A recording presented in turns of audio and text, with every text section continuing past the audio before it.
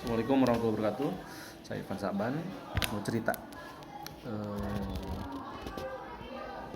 Kemarin pas waktu halal bihalal tuh ada seorang sepuh lah datang. Karena halal bihalal kan, jadi halal bihalal ini diikuti sama banyak orang. Dimana saya nggak tahu semuanya, nggak hafal nama orang-orangnya itu sebagai siapa saya. Ada seorang bapak-bapak datang, dia bertanya, Ivan? Iya. Oh iya, bapak-bapak ini diantar sama ayah saya. Kami diperkenalkan, disuruh ngobrol. Katanya, Dek, ada yang mau diobrolkan sama bapaknya. Oke, saya bilang ngobrol. Udah ngobrol gitu, ngobrolnya ya ngobrol, kita ngobrol. Ya ternyata dia punya masalah tentang anaknya. Anaknya ini adalah seorang pengidap mental health, bagian apa ya, was-was dalam beribadah. Nah, was-was dalam beribadah. Singkat cerita, dia anaknya tuh kalau mandi atau kalau bersih-bersih di WC, dia selalu nggak bisa sebentar.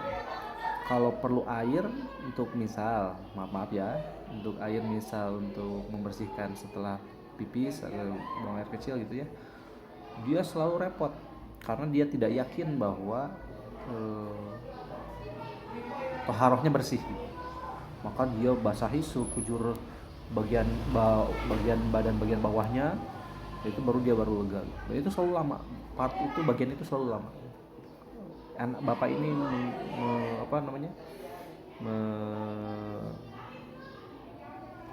menerangkannya seperti itu. Saya nggak tanya sih, cuman beliau menjawab, tadi saya sudah ke si AA, ya ada saudara saya yang psikolog memang, dan ahli filsafat gitu.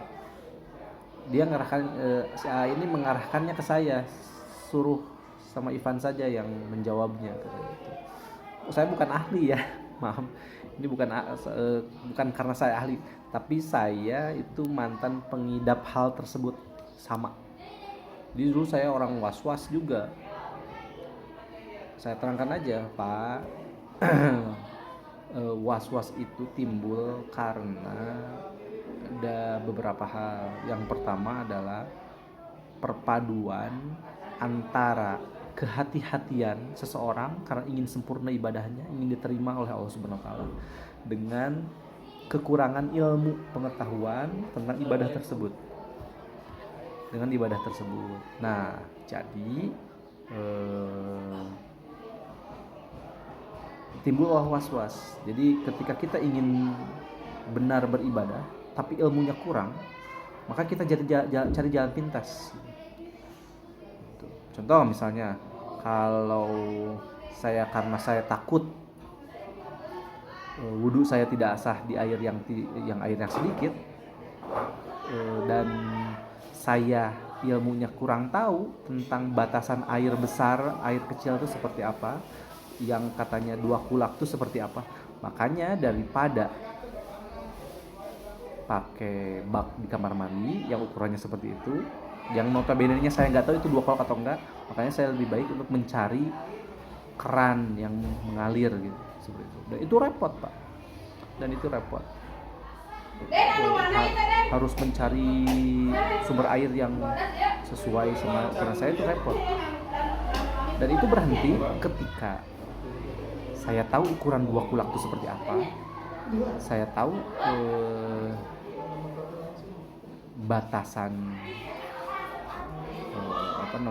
kesucian itu seperti apa. Itu yang pertama. Yang kedua, harus sadar bahwa was-was itu dari syaitan. Was-was itu bukan hal yang bagus, karena was-was itu endingnya adalah merepotkan. Terus bagi teman-teman yang punya pengalaman yang sama, maka harus disadari itu yang pertama, bahwa was-was itu bukan bagus. Tapi ini adalah suatu awal dari kesengsaraan, saya pikir. Tuh harus dihilangkan. Yang kedua, perbanyak ilmu agama tentang hal yang diwaswaskan tadi. Jangan dihilangkan ingin sempurna ke ibadahnya, jangan dihilangkan, tapi ibadah yang yang ingin sempurna itu harus ditingkatkan kembali. Itu seperti hatur nuhun.